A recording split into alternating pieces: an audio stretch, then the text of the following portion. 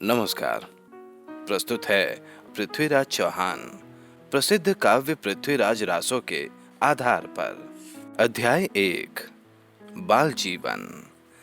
पृथ्वीराज का जन्म प्रसिद्ध चौहान वंश में विक्रम संवत 1115 वैशाख बदी 2 गुरुवार को दिल्ली नरेश अनंग पाल तोमर की कन्या कमलावती के गर्भ से हुआ था। पृथ्वीराज के पिता सोमेश्वर जी चौहान की राजधानी अजमेर थी।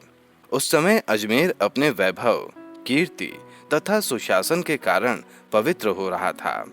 जिस समय दिल्ली के राजा अनंगपाल और कमध्वज राय में लड़ाई होने का अवसर आया और कन्नौज के राजा विजयपाल ने कमध्वज राय को सहायता देने का वचन दिया, उस समय अजमेर का राजा सोमेश्वर चौहान की वीरता, युद्ध में निपुणता और साहस की कहानी सुनकर अनंगपाल जी ने उन्हें सहायता के लिए सादर बुलाया और सोमेश्वर जी ने भी शत्रु पक्ष को पराजित करने में ऐसी वीरता दिखाई कि दिल्ली के राजा अनंगपाल ने उनके गुणों पर मुग्ध होकर अपनी कन्या कमलावती का विवाह उनसे कर दिया। पृथ्वीराज चौहान इन्हीं कमलावती और सोमेश्वर जी के वीर पुत्र थे। यह लगभग 800 वर्ष पहले की कहानी है। हालांकि महाभारत के बाद से भारत की दुर्दशा होती चली गई, फिर भी उस समय तक भारत के सौभाग्य का सूर्य अस्त नहीं हुआ था।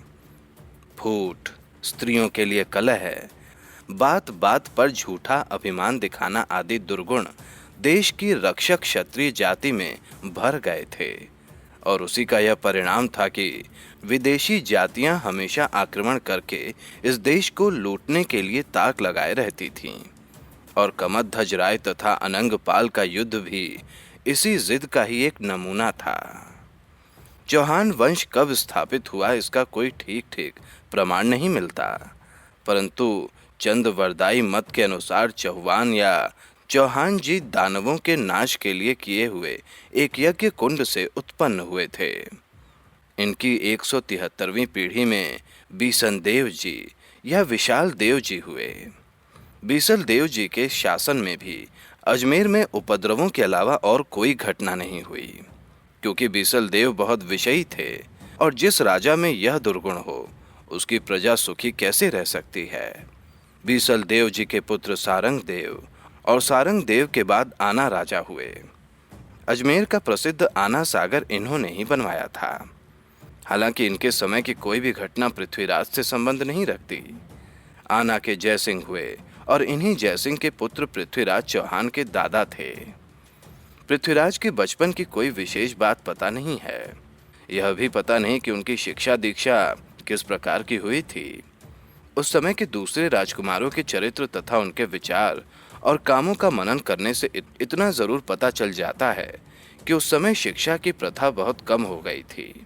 ना तो उस समय राजा भोज के समय जैसे प्रतिभाशाली नवरत्न ही थे और ना ही विक्रमादित्य तथा चंद्रगुप्त के समय के महान विद्वान पंडित ही उन राज दरबारों में शोभा बढ़ाते थे, बल्कि विद्वानों में यदि किसी की गणना थी तो इन भट्ट कवियों की। ये कवि वास्तव में उस समय अपनी ओजस्विनी कविताओं द्वारा समाज का मत बदल देते थे और जिस ओर चाहते थे उस ओर राजा की बुद्धि को भी फेर देते थे। इनकी विलक्षण प्रतिभा का प्रभाव राजा पर बहुत अधिक रहता था। कभी कभी तो ये वास्तव में अलौकिक काम करके दिखाते थे। उस समय के राजा आनंद करना तथा जरूरत पड़ने पर युद्ध क्षेत्र में अपनी वीरता दिखाना ही अपना परम कर्तव्य समझते थे। जरा सी बात से झगड़ा खड़ा हो जाता था। ऐसी अवस्था में राजकुमारों की शिक्षा की ओर कितना ध्यान दिया जाता होगा, इसका सहज ही अनुमान लगाया जा सकता है। हाँ, सामरिक शिक्षा की ओर जरूर ध्यान दिया जाता था और यही कारण था कि विशेषकर क्षत्रिय समाज वीरता से परिपूर्ण दिखाई देता था। इसीलिए हमारे क्षत्रिय वीर पृथ्वीराज का भी धनुर्विद्या में निपुण होना, शब्द भेदी बाण मारने में दक्ष होना और भाला तथा अस्त्र में सिद्ध होना कोई आश्चर्य की बात नहीं है। शुरू से ही पृथ्वीराज में होनहार होने के लक्षण दिखाई देने लगे थे।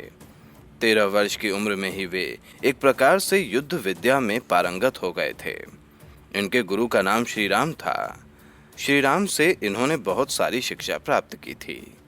पृथ्वीराज के बचपन में निठुर राय जैत सिंह, कविचंद, दाहिम्ब राय, हर सिंह, पज्जुन राय, सारंग राव, कन्ह राय, कैमास खाकुली राय आदि 36 सामंतों के साथ हमेशा वीरता के ही खेल खेला करते थे।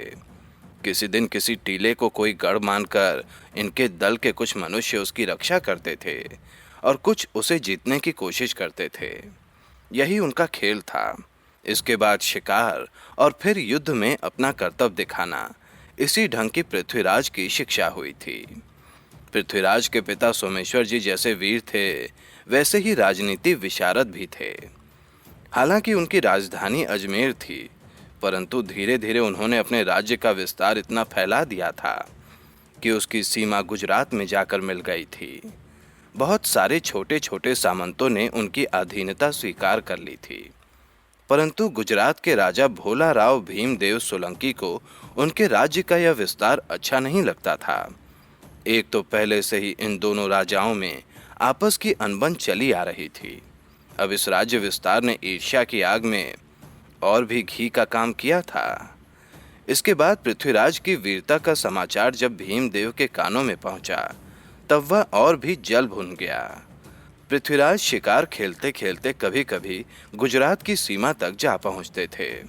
उसने अपने जासूसों को पृथ्वीराज को पकड़ लेने की आज्ञा भी दे रखी थी, परंतु सौभाग्यवश वे उन लोगों के हाथ में नहीं पड़कर हमेशा ही बचते गए।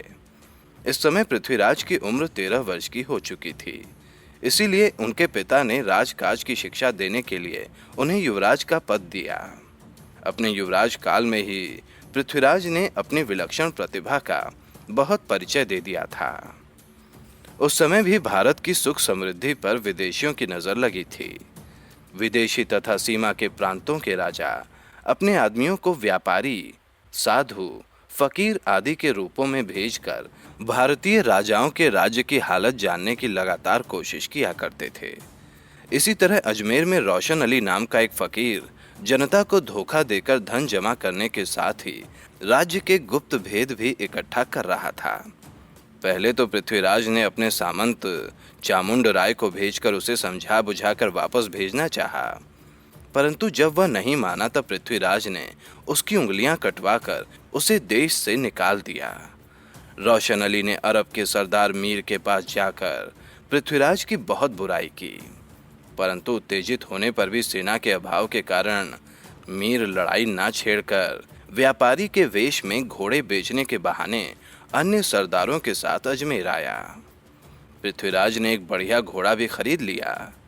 किंवदंती है कि जिस दिन वह घोड़ा लिया गया, उस दिन अजमेर में भयानक भूकंप आया और तारागढ़ का प्रसिद्ध किला जमीन में कुछ धंस गया।